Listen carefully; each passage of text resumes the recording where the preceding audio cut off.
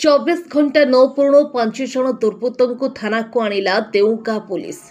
दिन दिहिपरी देउगां मुख्य रास्तार बंधुक तलवार सह विभिन्न मारणास्त्र देखाई लोकों को भयभीत करुवा युवक माने एबे पुलिस हेफाजत। देउगां मुख्य रास्तार 4टी बाइक रे 12 जन युवक बंधुक सह विभिन्न मारणास्त्र धरी अनेक समय धरी आतंक करथिले। तेबे खबर पाई देउगां पुलिस दुर्बृत्त मानक घोड़ाइबारु जीवन विकल चलीगले समस्त दुर्बृत्त।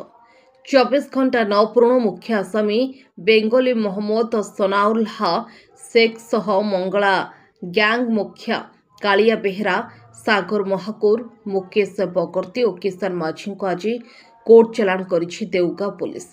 आसामी मानक ठारू तलवार लुहा छड़ पुझाड़ी ठेंगा सह ओडी 03H4017 नंबर 2 चकिया बाइक जबत करिछि देउगां पुलिस।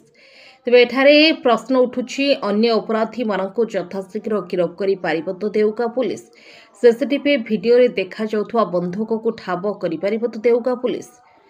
देउगां पुलिस पक्षरु केस नंबर 334/25 आधारे भारतीय पिंगल कोर्ट धारा अनुसार कोर्ट चलाण होइथवा देउगां थाना अधिकारी बुलमुंडा सूचना दैछन्ति।